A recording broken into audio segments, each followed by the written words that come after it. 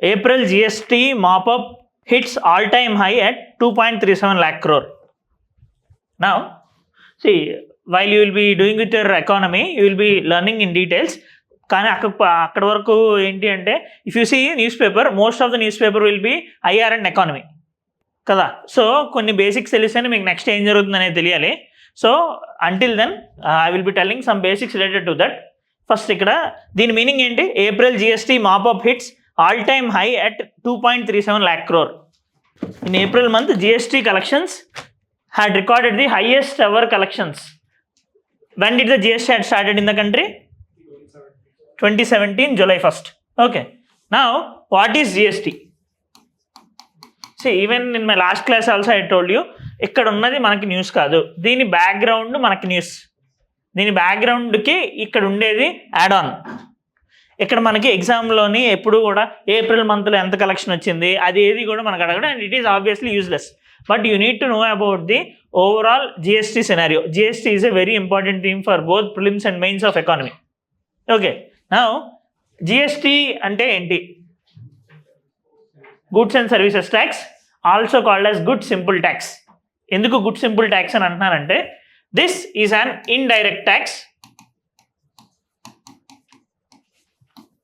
implemented in 2017 as an one nation, one taxation system. Government want to make unique one nation, one tax system in the country. It had come up with this goods and services tax. దీని ముందు ఇండియాలోని service tax regime, excise system, number of taxes అనేవి ఉండేవి. Around 22 types of taxes have been clubbed and made a single tax regime called goods and services tax. Now ఇక్కడ దీనికి ముందు మీకు ఇది బాగా అర్థం కావాలంటే, first you need to no types of taxes in the country. This is an indirect tax. Indirect tax, direct tax అనే పదం విన్నారా? ఏంటి డిఫరెన్స్? సి వెయిట్ ఓకే మంచిదే, అందరికి తెలిసిందే. See in any taxation system there will be two type of things. One is impact, one is incidence. Now impact అంటే ఎవరి మీద లాస్ట్కి దెబ్బ పడుతుంది, ఎఫెక్ట్ పడుతుంది అని. ఇన్సిడెన్స్ ఎవరి దగ్గర నుండి ట్యాక్స్ కలెక్షన్ జరుగుతుంది అని. See for example, your father might be an government employee. Now he's paying 10% tax. అతను నేను 10% ట్యాక్స్ కట్టాను, నాకు 10 లక్షల శాలరీ, నేను ₹1,00,000 ట్యాక్స్ కట్టాను అని చెప్పి వేరే వాళ్ళు రోడ్డు మీద వెళ్ళే వాళ్ళు ఎవరి మీద ఆయన ట్యాక్స్ ₹1,00,000 వేయగలడా? He can't, right? సో ఆ 1 lakh is being placed on your father and its impact effective income ఆయన ఇన్కమ్లోనే తగ్గిపోతుంది. If impact and incidence will be on the same person, it is called as direct tax. If impact and incidence will be on the different persons, it is called as indirect tax. ఇది ఎలా జరుగుతుంది అంటే, ఇప్పుడు for example say Mysore sandal soap use చేస్తున్నారు అనుకుందాం.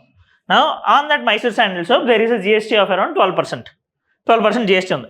ఆ 12% GST ఏదైతే ఉందో కంపెనీ వాడు ఆల్రెడీ గవర్నమెంట్కి కట్టేశాడు. ఎన్నైతే మ్యానుఫ్యాక్చర్ చేస్తున్నాడో దానికి ఆల్రెడీ కట్టేశాడు. నౌ ఆయన ఆల్రెడీ కట్టేశాడుగా, మరి ఎందుకు మరి మనం మైసూర్ శాండిల్ సోప్ కొనేటప్పుడు ప్రతిసారి మీరు వెనకాల ఓపెన్ చేస్తే 12% ఎంఆర్పి ఇంక్లూసివ్ ఆఫ్ జిఎస్టీ అని ఉంటుంది. 12% ఆల్రెడీ యాడ్ అయి ఉంది. ఎందుకు అట్లా అవుతుంది? దాని అర్థం ఏంటి? ఆ జిఎస్టీ అతను కట్టేశాడు, కానీ అతను మన దగ్గర నుండి తీసుకుంటున్నాడు ఆ జిఎస్టీ. అంటే ఏంటి? ఇన్సిడెన్స్ ఆయన కట్టాడు, కాకపోతే దాని ఇంపాక్ట్ ఎవరి మీద పడుతుంది? మన మీద పడుతుంది కదా. So point of collection, point of impact రెండు వేరు అయితే it is called as indirect tax. అర్థమైంది కదా. సో డైరెక్ట్గా ఓకే, ఇంపాక్ట్ ఇన్సిడెన్స్ ఒకే దగ్గర ఉంటే it is called direct tax. అర్థమైనా? మీ పేరు? Praneeth. Okay. If impact and incidence will be in the same place, we can call it as direct tax, and impact and incidence are in different places, it is called indirect tax. Now direct tax example are income tax, the income tax which your parents are paying, corporate tax which companies will be paying. Indirect tax examples GST, okay, GST, stamp duty, there are a number of things like that. Okay, so difference అయితే అర్థమైంది కదా. Now what had happened earlier, we used to have 20 to 30 types of indirect taxes. దానివల్ల ఏమైంది అంటే and the tax rates are also different with respect to different states. దానివల్ల ఏమైందంటే ప్రతి point దగ్గర కూడా we are paying additional taxes pay చేస్తూ ఉన్న వాళ్ళు ఏమైంది అంటే cost of that product is getting rose, cost చాలా ఎక్కువైపోతుంది. So what government had done, ఒక ట్యాక్స్ మీద ఇంకో ట్యాక్స్ పడ్డాన్ని క్యాస్కేడింగ్ ఎఫెక్ట్ ఆన్ ట్యాక్సెస్ అని అంటారు, cascading of taxes. Now to cut this cascading effect of taxes government had come up with this GST. ఏం చేశారు, ఉన్న ట్యాక్స్ అన్నింటినీ తీసేసి ఒకే ఒక ట్యాక్స్ తీసుకొచ్చారు, that we're calling as GST. అందుకని నేను ఇందాక గూడ్స్ అండ్ సర్వీసెస్ ట్యాక్స్తో పాటు ఇంకొక నేమ్ ఏమన్నాను, good simple tax, because it had reduced the burden of n number of taxes in the country. Okay, now ఈ జిఎస్టీ గురించి ఇంకొంచెం ఇన్డెప్త్ కంపోజిషన్ స్కీమ్ ఇవన్నీ కూడా మీరు బేసిక్ ఎకానమీ క్లాసెస్లో నేర్చుకుంటారు. బట్ ఇప్పుడు జిఎస్టీ అంటే ఏంటో అర్థమైంది కదా. Every month government ministry of finance will be giving us details with respect to indirect tax collections. వాళ్ళు ఏం చెప్పారు అంటే ఈ మంత్ ఏప్రిల్ నిన్న అయిపోయింది కదా, సో ఏప్రిల్లోనే హైయెస్ట్ కలెక్షన్స్ మనం చూసాము ఫ్రమ్ 2017. నా ఒక ట్యాక్స్ కలెక్షన్ బాగా అయిందంటే అర్థం ఏంటి, it is a sign of growth, right? It is sign of consumption. ఇప్పుడు జిఎస్టీ పెరిగిందంటే ఏంటి, అందరూ కొనేవాళ్ళు కార్స్ అవనివ్వండి, ఎలక్ట్రిక్ వెహికల్స్ అవనివ్వండి, సోప్స్ అవనివ్వండి, బిస్కెట్స్ అవనివ్వండి, ప్రతి దాని మీద కూడా మనము ట్యాక్స్ వేస్తున్నాం కదా. So it shows that there is some demand, some growth in the economy, that's why this is significant. Okay, now prelims వరకు నేను ఇప్పుడు డిస్కస్ చేసింది, plus there will be some more facts you need to know about GST things. And for mains మీరు ఈ values ఎట్టి పరిస్థితుల్లో గుర్తుపెట్టుకోవాల్సిన అవసరం లేదు. Max to max what you have to do is that మీరు ఎగ్జామ్ ఎప్పుడైతే రాస్తారో దానికి లాస్ట్ వన్ ఇయర్ ముందు జస్ట్ 1 ఇయర్లోని జిఎస్టీ వేరియేషన్ ఎలా ఉందని తెలుసుకుంటే చాలు. పెరుగుతుందా తగ్గుతుందా జస్ట్ ఆ గ్రాఫ్ ఒకటి మీకు తెలిస్తే you can show that in your answers. Okay, అక్కడ వరకు ఉంటే సరిపోద్ది. Next, Modi champions orange economy at waves.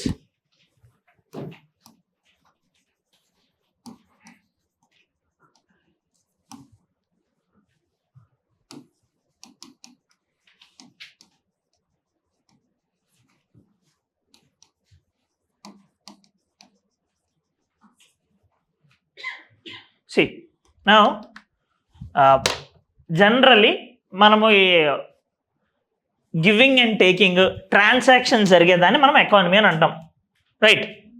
Now for example, if మన ఫాదర్ మనకి ఏమైనా మనీ ఇస్తే will it act as an economy? కాదు కదా. Now if I'm going and purchasing some biscuit packet or some Audi car, it will become part of economy, monetized economy. Now ఇందులోని sub pillars regarding some specific sector in the ఎకానమీకి మనం different names ఇస్తాం. For example, silver economy అంటే economy which is related to old age పీపుల్కి related body implants కానీ వాళ్ళకి related సర్వీసెస్ని కానీ ఇంక్లూడ్ చేసేది silver economy, right? Similarly, orange economy which is in news currently.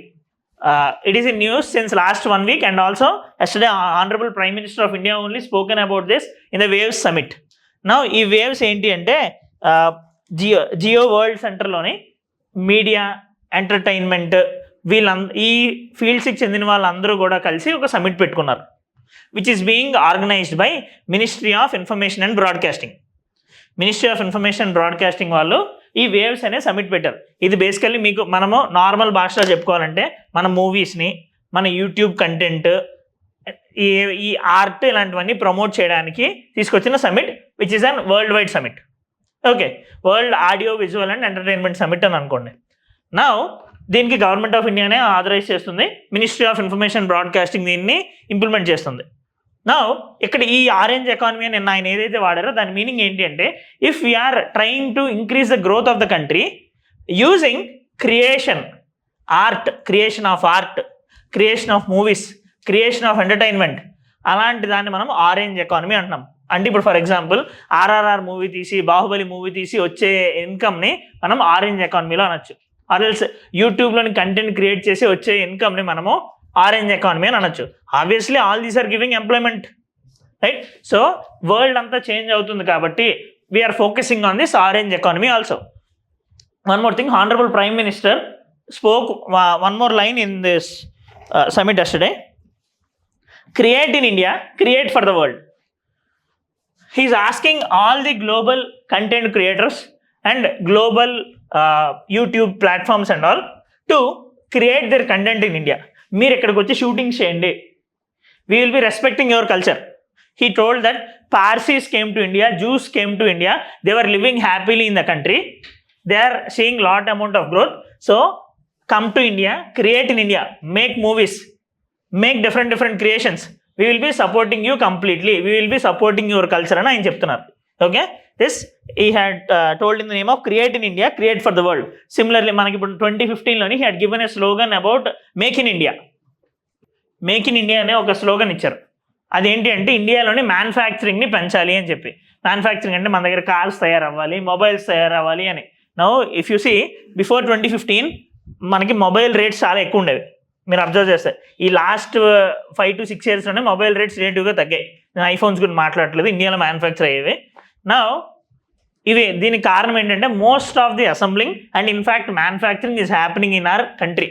And Andhra తెలంగాణలో కూడా చాలా మ్యానుఫ్యాక్చరింగ్ అవుతుంది. ఫాక్స్కాన్ ఏవైతే ఐఫోన్ అసెంబ్లింగ్ యూనిట్ ఉంటుందో ఫాక్స్కాన్, అది కూడా ఆంధ్రాలోని ఇండియాలోని నెంబర్ ఆఫ్ ప్లేసెస్లో ఉంది ఇప్పుడు. Right. So and India is becoming a hub of this make in India, assemble in India and all.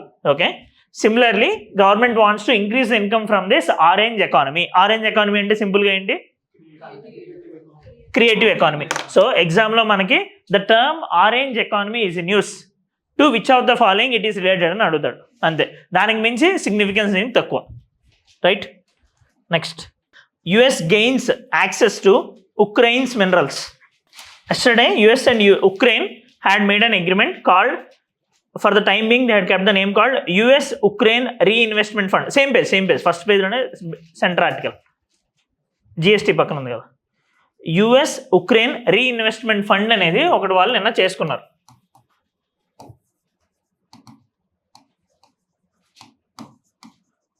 In the last class, I told you to maintain maps. గుర్తుందా?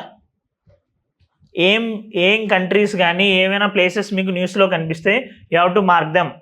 Okay. And one more thing, if you see the previous year questions, in fact take the case of 2024 paper and 2023 prelims paper. 7 questions in 2023, 8 questions in 2024 are alone from places in news. Okay, so అవి చాలా important. Nagorno Karabakh region ఎక్కడ, Senkaku islands ఎక్కడ, Donbas region ఎక్కడ. Now ఇవేంటి అంటే UPSC will be asking A question if there is a reason behind it. నా reason ఏంటంటే అక్కడ సివిల్ వార్ జరిగాయి కొన్ని రీజన్స్లోనే. ఒకసారి క్రిమియా గురించి అడిగారు, Russia had annexed Crimea from Ukraine. If there is some reason వాళ్ళది అడుగుతారు లాస్ట్ 1 yearలో జరిగిన దాంట్లో. సో లాస్ట్లో మీరు హజిల్ అయ్యే కన్నా from now if you are maintaining some notes for that it will be beneficial. Okay. Now ఇక్కడ ఈ కంటెక్స్ట్లో మనకి యుఎస్ ఉక్రెయిన్ రీఇన్వెస్ట్మెంట్ ఫండ్, దీని గురించి మనం డిస్కస్ చేయాలి అంటే you need to know some background related to it. Ukraine is part of 1945లోని major event ఏం జరిగింది? 1945 వరల్డ్ వార్ 2 ఎండ్ అయింది.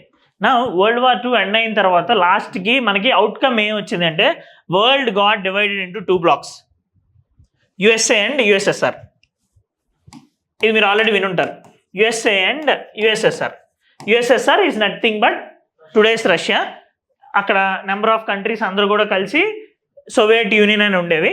సోవియట్ యూనియన్ కింద నెంబర్ ఆఫ్ కంట్రీస్ ఉండేవాళ్ళు, రష్యా యాంకరింగ్ కింద ఉండేది. నౌ 1991లోని సోవియట్ యూనియన్ డిసింటిగ్రేషన్ అయిపోయి యుఎస్ఏ వరల్డ్ లీడర్ కింద ఎదిగింది due to number of reasons. You will be learning all of them in your world history. But now this Ukraine is part of this USSR. యుఎస్ఎస్ఆర్లో Ukraine part. అలానే అక్కడ number of reasons ఉన్నాయి, Slovakia, number of countries మొత్తం అన్ని కూడా అందులో part. నా Ukraine ఎప్పుడైతే రష్యా నుండి బయటకు వచ్చేసిందో, ఆ డిసింటిగ్రేషన్ అయిపోయిన తర్వాత ప్రాబ్లం ఎక్కడ వచ్చిందంటే, రష్యాకి ఎక్కడా కూడా కోస్ట్ లేదు. నార్త్లో ఏదైతే ఉందో అదంతా కూడా ఐస్. సో వాళ్ళకి ట్రాన్స్పోర్టేషన్కి కానీ ఆయిల్కి కానీ ఏదైనా తెచ్చుకోవడానికి ఛాన్స్ లేదు. వాళ్ళకున్న ఏకైక ఛాన్స్ అక్కడ either they have to make agreements with those European countries అక్కడ మిడిల్ ఈస్ట్ నుండి తీసుకుని రావడానికి. But you might be knowing most of the European countries are with USA, right? So వాళ్ళకున్న ఏకైక ఆప్షన్ ఓన్లీ ఏంటి అంటే అక్కడ మీరు చూస్తే ఉక్రెయిన్ దగ్గర క్రిమియా అనే ప్లేస్ ఉంటుంది, అలానే ఆ క్రిమియా దగ్గర సెవాస్టోపోల్ అనే పోర్ట్ ఉంటుంది. So that Ukraine and Sevastopol port, that is the only thing which Russia will be having. దాని ద్వారా they can import oil, gas from the European countries, ఏదైనా చేసుకోవచ్చు. అదర్వైజ్ అది కాకపోతే వాళ్ళకున్న ఆప్షన్ ఏంటి అంటే దే హ్యావ్ టు ఈ రష్యా ఫార్ ఈస్ట్ ఉంది కదా, ఇక్కడి నుండి ఇదంతా తిరిగి యూరోప్ నుండి వాళ్ళు ఇంపోర్ట్ చేసుకోవాల్సి వస్తుంది. It is very costlier. ఇక్కడ డైరెక్ట్గా ఈ ఛాన్స్ ఉంది కదా, యుఎస్ఎస్ఆర్ ఉండేటప్పుడు వాళ్ళకి ఆ ప్రాబ్లం ఉండేది లేదు. ఎందుకంటే ఈ చుట్టుపక్కల కంట్రీస్ అన్నీ కూడా which now we're calling as eastern European economies, all those are part of USSR at that time. Ukraine కూడా అందులో పార్టే. నా ఉక్రెయిన్ మెల్లిగా ఏమైంది అంటే it became it gone in to the fold of USA. USA control కాదు కానీ but friendship దాంతో ఎక్కువైంది. No obviously Ukraine Russia won't be liking it. Russia ఏం చేసిందంటే they had captured this Crimea port. No ఇది కాకుండా ఉక్రెయిన్ లాస్ట్ 2 yearsలోనే డైరెక్ట్గానే చెప్పింది. ఇఫ్ యూ నో, మీరు న్యూస్ పేపర్ చూస్తూ ఉంటే 2021 నుండి కూడా మనకి రష్యా ఉక్రెయిన్ వార్ అనేది నడుస్తుంది. Now the reason behind that ఏంటి అంటే Ukraine wants to join EU, European union అనేది కొంచెము not European union, Ukraine wants to join NATO, North Atlantic Treaty Organisation. This is a security organisation in the European region. ఇది Ukraine both ఈ రెండింటికి Asian and European బార్డర్లో ఉంది కాబట్టి it can join. నువ్వు ఎప్పుడైతే నాటోలో జాయిన్ అవుతారో there is one article in the NATO charter which says that ఒకవేళ ఆ నాటో కంట్రీస్లో ఒక్క కంట్రీ మీద అటాక్ జరిగినా అందరి మీద అటాక్ జరిగినట్టే మేము ఎవరినైతే అటాక్ చేశారో వాళ్ళందరినీ మేము అటాక్ చేయొచ్చు అని. సో దీనికి ఇండైరెక్ట్గా పవర్ వస్తుంది కదా ఉక్రెయిన్కి. Ukraine want this power to help ఈ రష్యా వాళ్ళు మిలిటరీగా వీళ్ళ మీద అటాక్ చేయకుండా ఉండడానికి అని చెప్పి ఇదంతా చేస్తున్నారు. ఇది బ్యాక్గ్రౌండ్ స్టోరీ. నౌ ఇక్కడ మనకి ఈ కరెంట్ న్యూస్ ఏంటి అంటే యుఎస్ఏ ఇప్పుడు రష్యా ఉక్రెయిన్ వార్ జరుగుతుంది కదా, during Biden's time, earlier Trump ముందు Biden used to give lot of money to them, lot of missiles to them to fight against Russia. లేదంటే ఉక్రెయిన్ పని ఎప్పుడో అయిపోయింది. వాళ్ళు ఎప్పుడు మిజైల్స్ మనీ ఇచ్చి వార్ కంటిన్యూ చేస్తున్నారు. First reason for that is to control the rise of China. ఎందుకంటే ఎప్పటికైనా సరే కోల్డ్ వార్ ఎప్పుడైతే 1991లో ముగిసిపోయిందో again there is chance for rise of Russia. So అది తగ్గించడానికి second major thing is that Ukraine is having lot of rare earth minerals. Ukraine దగ్గర critical minerals చాలా ఉన్నాయి. ఆ critical minerals are very much important. ఆ critical minerals capture చేయడం కోసం అంటూ ఉక్రెయిన్కి హెల్ప్ చేస్తుంది యుఎస్ఏ. నా ఆ క్రిటికల్ మినరల్స్ ఎందుకు ఇంపార్టెంట్ అంటే క్రిటికల్ మినరల్స్ నియోడినియం, టిటానియం, మీరు మన పీరియాడిక్ టేబుల్లోనే కింద నుండే 17 ఎలిమెంట్స్ ఉంటాయి కదా, రేర్ ఎర్త్ ఎలిమెంట్స్ అని అంటారు. అవన్నీ కూడా all of them are very much important for our electrical conductivity, electric వెహికల్స్కి, సెమీ కండక్టర్స్ మ్యానుఫ్యాక్చరింగ్కి, ఈ లేటెస్ట్ మొబైల్స్ మ్యానుఫ్యాక్చరింగ్కి, మొత్తం అన్నిటికీ కూడా what not in IoT devices, for artificial intelligence, for everything we need those resources. కాకపోతే ఇవి అందరి దగ్గర లేవు. ఆ మినరల్స్ కొన్ని కంట్రీస్ దగ్గర మాత్రమే ఉన్నాయి. నౌ యుఎస్ వాళ్ళ దగ్గర నుంచి ఇంపోర్ట్ చేసుకుందాము, మనం వాళ్ళకి మిలిటరీగా హెల్ప్ చేద్దామని వాళ్ళ ఉద్దేశం. దాంట్లో భాగంగా they had this agreement. Okay, దీని గురించి ఇంకా నెంబర్ ఆఫ్ లేయర్స్ మీకు IRలో తెలుస్తాయి. Okay, and one more thing. Now if you see, మీరు మేబీ ఒక 1 week నుండి న్యూస్ పేపర్ చదువుతున్నారని అనుకుంటా, 1 week or 15 days, కొంచెం సిన్సియర్గా. ఒక న్యూస్ ఏదైనా జరిగితే it will be continued for the next 15 days, next 1 month. ప్రతిరోజు మీరు ఆ రన్నింగ్ కామెంటరీ చదవాల్సిన అవసరం లేదు. స్టార్టింగ్లో చూడండి, మళ్ళీ ఎండింగ్లో ఒక 3-4 days తర్వాత చూడండి. ఎందుకంటే దానికి మించి అక్కడ ఏం జరగదు. ఫర్ ఎగ్జాంపుల్ క్యాస్ట్ సెన్సస్ గురించి నేను వచ్చింది న్యూస్లోనే. ఐ హోప్ విష్ణు సార్ నేను కవర్ చేశాను అనుకుంటున్నాను. సో అది రిపీటెడ్గా దాని మీద ఎడిటోరియల్స్ అన్నీ వస్తూనే ఉంటాయి. మీకు ఆ క్యాస్ట్ సెన్సస్ గురించి బేసిక్ ఐడియా అర్థమైన తర్వాత ఇంక మీరు చూసి టైం వేస్ట్ చేయకూడదు. సిమిలర్లీ ఇప్పుడు మన ఏదైతే పెహల్గామ్ అటాక్ జరిగిందో, Pahalgam attack you need to understand the things with respect to our IR perspective and internal security perspective. అది అయిపోయిన తర్వాత మీరు ప్రతి ఆర్టికల్ చదివి మీ టైం వేస్ట్ చేసుకోకూడదు. Your time is very precious. ఇప్పుడు ప్రిలిమ్స్ రాయబోయే వాళ్ళ టైం కన్నా మీ టైం ఇంకా ఎక్కువ ప్రీషియస్.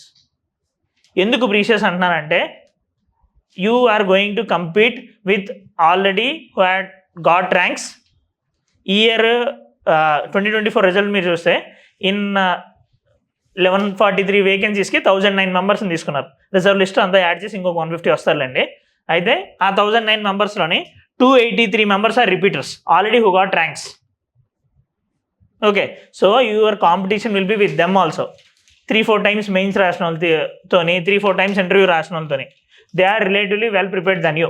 నేను భయపడ్డానికి చెప్పట్లే, మీరు టైం వేస్ట్ చేయకూడదని చెప్తున్నాను. You have good amount of time, don't waste at all. Every day should be a war for you, right?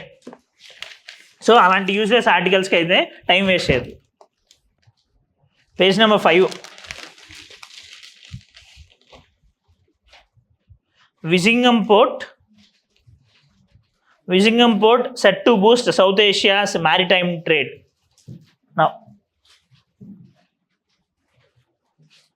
where is this Vizhinjam Port? మీరు ఇలా చూడగానే ఏం చేయాలి? బుక్లో రాసుకొని మ్యాప్లో పాయింట్ చేయాలి. Okay, Vizhinjam Port, this is in Kerala in Tirunanthapuram, right? Now,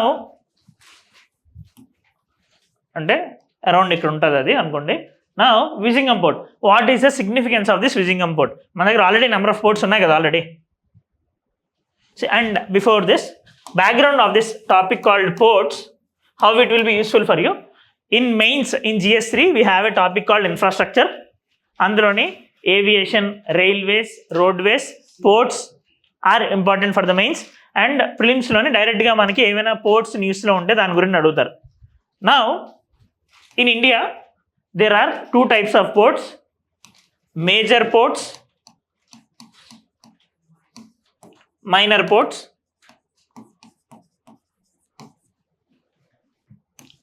Major ports will be completely under the central government. Minor ports will be under the control of state governments. How many are from Andhra Pradesh? Okay, remaining are Telangana. Okay, now last year you might have seen during past ruling dispensation Jagan garu undetappudu allegations that Gangavaram port have been given to Adani, Bandar port have been given to Adani అని చెప్పి. now allegations ఎందుకు వచ్చే chance వచ్చింది అంటే those are not major ports, those are minor ports. Minor ports state government కంట్రోల్లో ఉంటాయి. So state governments will be having complete say in giving leasing process, authorization, operations, maintenance, everything. అందుకు allegations అనేవి వచ్చాయి. Now ఈ major ports, minor ports are very much important for our economy. ఎందుకు ports are important? ఎందుకు?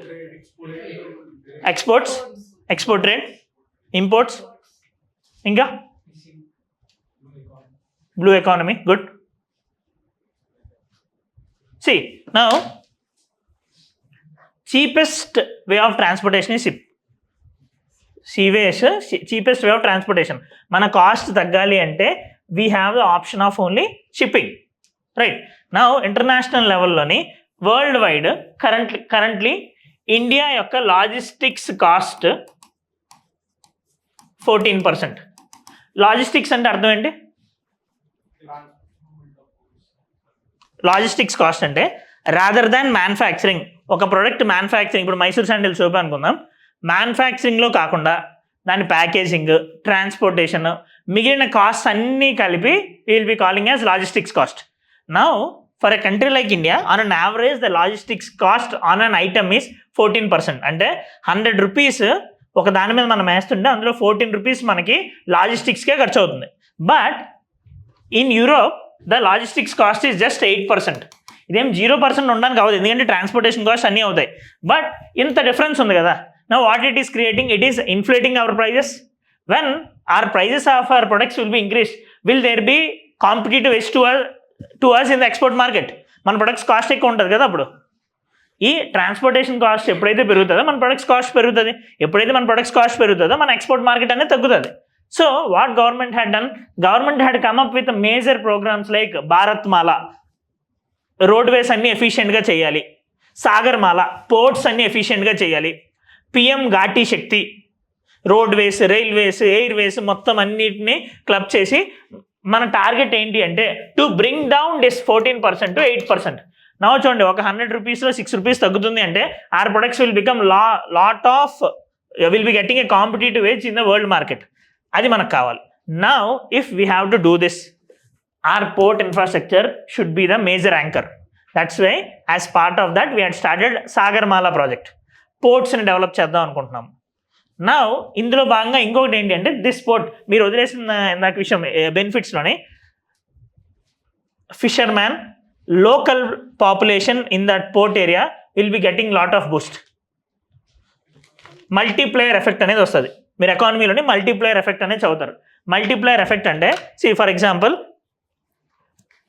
Vizag steel plant వచ్చిన తర్వాత, if Vizag steel plant or else any type of industry ఒక ఏరియాలోని వస్తే ఆ ఏరియాలోని షాప్స్, కిరాణా షాప్స్ వస్తాయి కదా,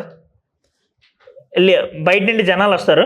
సో దేర్ విల్ బి అక్కడ రోడ్స్ వేయడానికి జనాలు ట్రై చేస్తారు, దానివల్ల ఇన్కమ్ గ్రో అవుతుంది. షాప్స్ వస్తాయి, దానివల్ల ఇన్కమ్ గ్రో అవుతుంది. రెంటల్ ఇన్కమ్ వస్తుంది. No because of this infrastructure అక్కడ క్రియేట్ చేయడం వల్ల ఇదంతా జరుగుతుంది. సో ఇండియా జనరల్గా అందుకనే రెవెన్యూ ఎక్స్పెండిచర్, క్యాపిటల్ ఎక్స్పెండిచర్ అనే పదం మీరు ఎకానమీలో వింటారు. ఇన్ఫ్రాస్ట్రక్చర్ మీద పెట్టే ఇన్వెస్ట్మెంట్ మనం క్యాపిటల్ ఎక్స్పెండిచర్ అంటాం. ఎప్పుడైతే మనం ఇది ఇన్వెస్ట్ చేస్తామో, if you are investing 1 rupee, there is even chance for getting 5 rupees in return. Okay, now so మన క్యాపిటల్ ఇన్ఫ్రాస్ట్రక్చర్ పెరగడానికి, నెక్స్ట్ మల్టీప్లేయర్ ఎఫెక్ట్ కోసము we need to develop these type of ports. Major ports, minor ports అనేది ప్రిలిమ్స్కి significant. In fact year ప్రిలిమ్స్లో కూడా రావడానికి scope ఉంది. Now currently in India there are 13 major ports. Okay, రీసెంట్గా మనకి అక్టోబర్ 2024లోనే వాధవాన్ పోర్ట్ అనేది 13th పోర్ట్ కింద అనౌన్స్ చేశారు. నా దిస్ విజింగం పోర్ట్ సిగ్నిఫికెన్స్ ఏంటి? This Vizhinjam port is not at all a major port, this is a minor port constructed by Kerala government. నా దీని significance ఏంటి అంటే this is transshipment port. Transshipment port అంటే ఫర్ ఎగ్జాంపుల్ ఇందాక రష్యా నుండి ఒకటి ఆఫ్రికాకి వెళ్తుంది అనుకోండి. రష్యా నుండి ఒక container vessel is going to Africa. Now obviously అంత పెద్ద పాత్రలోని దే హ్యావ్ టు వెయిట్.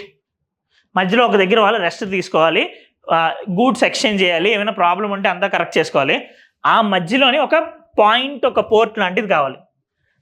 ఈ తిరువనంతపురం మీరు చూడండి, కరెక్ట్గా సెంటర్లో ఉంది కదా.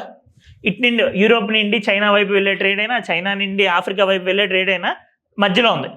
సో ఇది ఒక ట్రాన్స్షిప్మెంట్ హబ్ కింద మనకి యూజ్ అవుతుంది. This will be helping in our economy. India do not have this transshipment hub. India ఇలాంటి ట్రాన్స్షిప్మెంట్ హబ్ లేకపోవడం వల్ల ఏం చేస్తున్నామంటే మనము సింగపూర్ని, మలేషియాలోని పోర్ట్స్, కొలంబో పోర్ట్స్, శ్రీలంకని మనము ఆ ట్రాన్స్షిప్మెంట్ హబ్స్ కింద యూజ్ చేస్తున్నాం. 75% of our cargo is not being handle in our ports. Transshipment facility మనకు లేకపోవడం వల్ల. ఎప్పుడైతే ఈ ఫెసిలిటీ వచ్చిందో ఆ ట్రాన్స్షిప్మెంట్ మనమే చేస్తాం. And also will be providing transshipment facilities to other nations also, which will be improving our economy. Multiplayer effect మొత్తం అన్ని కూడా జరుగుతుంది. Okay, now one more thing, అర్థమైందా ఎందుకు ఈ పోర్ట్స్ ఇంపార్టెన్స్? ఈ విజింగం పోర్ట్ అనేది అది స్టేట్ పోర్ట్ అయినా సరే ఆనరబుల్ ప్రైమ్ మినిస్టర్ వెళ్ళడానికి కారణం అదే. Because it is having lot of significance for India. It is strategically very important for the country. Okay, and one more thing, ఇక్కడ లేని న్యూస్ ఏంటి అంటే government had given approval for 1 more port, 14th major port అవుతుంది. Already construction start అవుతుంది. It is in Galathea bay. Where is Galathea bay? Okay, Andaman and Nicobar ఐలాండ్స్లోని. అది కూడా transshipment hub. ఎందుకంటే అండమాన్ నికోబార్ ఐలాండ్స్ కరెక్ట్గా ఇండియన్ ఓషన్ సెంటర్లో ఉంది కదా. So sea lanes of communication అంటాము. దాంట్లో సెంటర్లో ఉన్న వాళ్ళు what will be happening over that? ఆ గలాతియా బేలోని మధ్యలో ట్రాన్స్షిప్మెంట్ కింద హబ్ కింద యూజ్ అవ్వడానికి స్కోప్ ఉంటుంది మనకి. Next Veerashaiva, same page number 5 only. కిందన Veerashaiva Mahasabha to seek separate religion code. Page number 5లోని లెఫ్ట్ బాటమ్.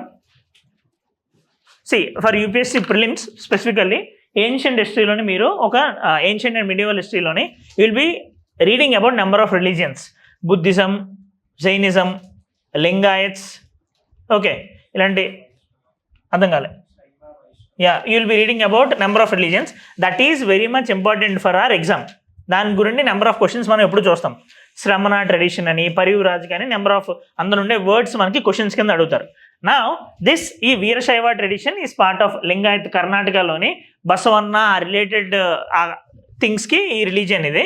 నౌ మీరు నిన్న చూసుంటారు already caste census, next census కూడా ఉంది, నేషనల్ సెన్సెస్ ఉంది. నేషనల్ సెన్సెస్ యాక్చువల్లీ ఎవ్రీ 10 yearsకి ఒకసారి అవ్వాలి, but because of Covid it got postponed. Today Kishan Reddy sir had given statement that ఈ క్యాస్ట్ సెన్సెస్ జరిగే నేషనల్ సెన్సెస్తో లింక్ చేస్తున్నామని చెప్పి ఆయన చెప్పారు. సో నేషనల్ సెన్సెస్ ఏదైతే జరగబోతుందో దీస్ వీరశైవ పీపుల్ ఈ టెల్లింగ్ దట్ మమ్మల్ని హిందూ ఫోల్డ్లో కలపకండి, consider as a separate religion, enumerate us as a separate religion. So for this it is in news. మీరు ఏన్షియంట్ హిస్టరీ, మిడివల్ హిస్టరీ చదివేటప్పుడు 13th century 11th centuryలోనే వీళ్ళు వస్తారు. వీరశైవ ట్రెడిషన్, లింగాయత్ ట్రెడిషన్, బసవన్న, ఇవన్నీ. ఇప్పుడు కూడా మీరు చూస్తే బసవ ట్రెడిషన్, ఇన్ఫ్యాక్ట్ కర్ణాటక ఎలక్షన్స్లోని లింగాయత్స్ వీటి మీదే ఓటింగ్ కూడా జరుగుతుంది ఇప్పుడు ఎలక్షన్స్లోనే. Okay, so that is important. Page number 8 editorial. Lamp fellows ఇద్దరు రాసిన ఆర్టికల్ వెరీ ఇంపార్టెంట్. ఈ ఆర్టికల్ మొత్తం చదవండి. And that article is related to private members bill. Now see, if an issue like polity or ఎకానమీకి related things if they are in news, అవి ఎగ్జామ్లో reflect అవుతాయి, ఎందుకంటే దానికి స్టాటిక్ లింకేజ్ ఉంది కాబట్టి. స్టాటిక్ క్వశ్చన్స్ అడుగుతారు, but they will be asking those questions because they are in news. Okay, now for example ఇది ప్రైవేట్ మెంబర్స్ బిల్ గురించి వీళ్ళు ఆర్టికల్ రాశారు. You need to know about the background of this private members bill. మీకు ordinary bill, finance bill ఇవన్నీ అయిపోయా? What do you know about private members bill? ఇప్పుడు సెంట్రల్లో రూలింగ్లో ఎవరున్నారు? బీజేపీ. సే ఇక్కడ నుండి ఉన్న from Telangana we have an MP called Dharmapuri Arvind. He's from Karimnagar, if I'm not wrong, Karimnagar MP. అతను బిల్ ఇంట్రడ్యూస్ చేస్తే పార్లమెంట్లో it will become private bill or government public bill? అతను రూలింగ్ పార్టీయే కదా. So non minister, whether he's from ruling party or opposition party, we don't care. Non minister ఎవరు introduce చేసినా it is a private member bill. Now why it is important? Okay, see now tell me, can a private member, మీకు already ordinary bill, finance bill ఇవన్నీ difference తెలుసు అన్నారు కదా, can a private member introduce financial bill, money bill? Only minister. Any bill can be introduced by any person. Laxmikanth కూడా తప్పు ఉంటుంది అది. Any bill can be introduced by any person. వాళ్ళు ఏ బిల్ అయినా ఇంట్రడ్యూస్ చేయొచ్చు, money bill, financial bill, ordinary bill, ఏదైనా. లక్ష్మీకాంత్లో అది మిస్టేక్ ఉంటుంది, అందుకని చెప్తున్నా. So private member can introduce any type of bill. Okay, next, మీకు already ordinary bill, money bill difference తెలిసి నేను ఆ విషయం చెప్పట్లేదు ఇంకా. ఓకే కదా. Now if you have to talk about private member bills history, 1970 తర్వాత ఇప్పటి వరకు అసలు మనకి ఒక ప్రైవేట్ మెంబర్ బిల్ కూడా పాస్ అవ్వలేదు. Very recently in 2015 transgender persons rights bill అని చెప్పి ఒకటి పాస్ అయింది, రాజ్యసభలో పాస్ అయింది ఆఫ్టర్ 45 years. కాకపోతే అది లోక్సభలో పాస్ అవ్వలేదు. ఓకే, 2019లో ఎప్పుడైతే ల్యాప్స్ అయిపోయిందో లోక్సభ, ఇంకా అది ఎండ్ అయిపోయింది అక్కడి నుండే. But these are important because private members ఒక సిగ్నిఫికెన్స్తోని something happening in the country, దాని మీద వాళ్ళు లేవనెత్తారు కదా ఇష్యూ. ఎప్పుడైతే ఆ ట్రాన్స్జెండర్స్ ప్రైవేట్ పర్సన్ బిల్ 2015లో పెట్టాడో, that is the reason in 2019 government had come up with its own bill, rights of transgenders protection of rights act 2019. దాన్ని బేస్ చేసుకునే అప్పుడు డిస్కషన్ బాగా అవడం వల్ల అది వాళ్ళు గవర్నమెంటే సొంత బిల్ తీసుకొని వచ్చింది. And further if something is a news ఇలాగ తీసుకొని వస్తే అప్పుడు అది న్యూస్లో జరుగుతుంది కదా. ఇప్పుడు for example earlier one MP had introduced a bill with respect to senior citizens అందరికీ కూడాను మనీ ఇవ్వాలి, వాళ్ళు చేసే ప్రాబ్లమ్స్ని కంట్రోల్ చేసేలాగా బిల్ రావాలి అని చెప్పి అది చాలా డిస్కషన్స్ దారితీసింది. So when something will be in the public domain, governments focus will be increased. So that's why these private members bills are important. But the problem with this private members bill ఏంటి అంటే, మీరు ఇందాక చెప్పినట్టే chance for passing is very much less. Next drafting, bill drafting, దేనికి కూడా parliamentary ministry of parliamentary affairs support చేయదు.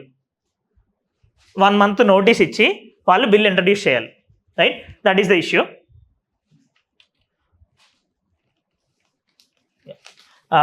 In mains you will be, prelims వరకు అయితే పార్లమెంటరీ బిల్ గురించి ఇవి మనకు అడగచ్చు. In mains they will be asking a question with respect to 2013లో ఒకసారి, 2022లో ఒకసారి అడిగారు question with respect to productivity of the parliament. మీరు పార్లమెంటరీ ప్రొడక్టివిటీ తగ్గిపోతుంది అనడానికి ఎగ్జాంపుల్ ఏంటి అంటే, you can showcase this also because no private member bill pass in the last 40 years. And in fact in 17th లోక్సభలోనైతే around 700 మనకి 729 private members bills వస్తే ఒక్కటి కూడా pass అవ్వలేదు. And in fact only 2 in the Lok Sabha and 14 in the Rajya Sabha were discussed, just discussions. 1729 పెడితే only 14 discussion జరిగింది. See the dismal performance of this. Now one of the problem is that rules of the Lok Sabha అనేది ఉంటుంది కదా, మీరు already వినే ఉంటారు. Rules of the procedure and దాని full పేరు తెలీదా? Okay, rules of procedure and conduct of business Lok Sabha, rules of procedure and conduct of business Rajya Sabha అని చెప్పి 2 ఉంటాయి. నా దీంట్లోని మెన్షన్ చేస్తారు ఎప్పుడు ఎలాంటి బిల్స్ ప్రవేశపెట్టాలని. In constitution is a skeleton, obviously everything cannot be mention over there. These rules mention about private members bill. వాళ్ళు ఏం చెప్పారంటే, ఎవ్రీ ఫ్రైడే ఈవినింగ్ సెషన్లో ఉండేటప్పుడు ఫ్రైడే ఈవినింగ్ మాత్రమే ఈ ప్రైవేట్ మెంబర్ బిల్స్కి డిస్కషన్. ఇది వినుంటారు.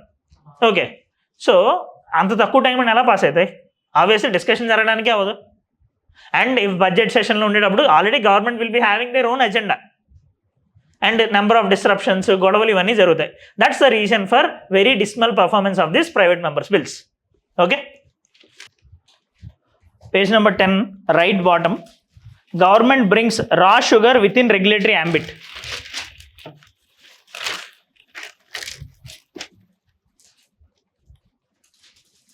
Government brings raw sugar within regulatory ambit.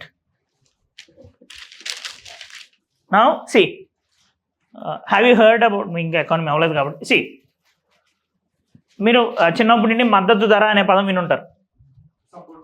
Support price, minimum support price.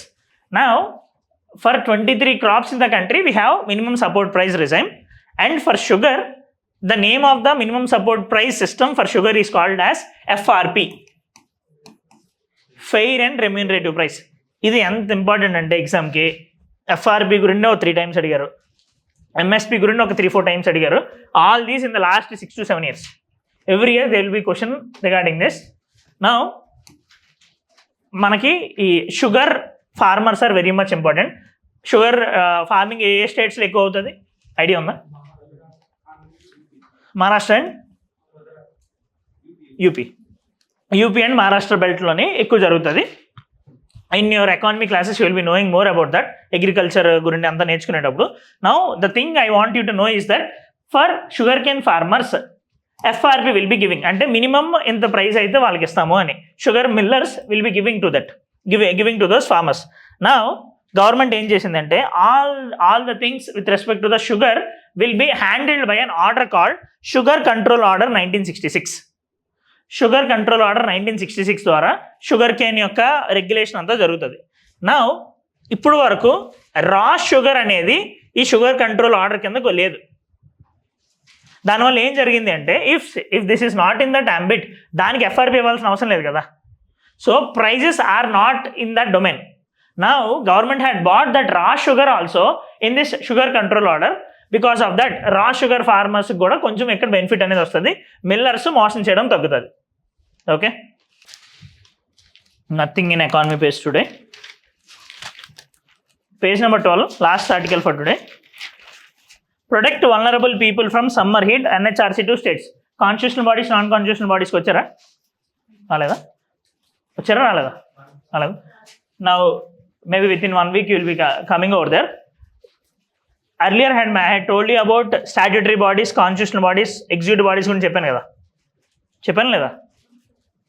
Now this NHRC is an statutory body. అంటే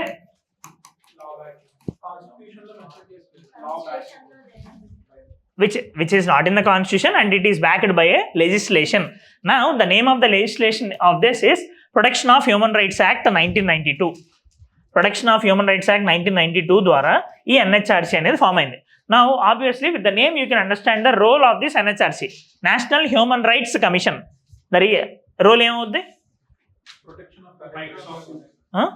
protection of human rights. Human rights అంటే ఏంటి?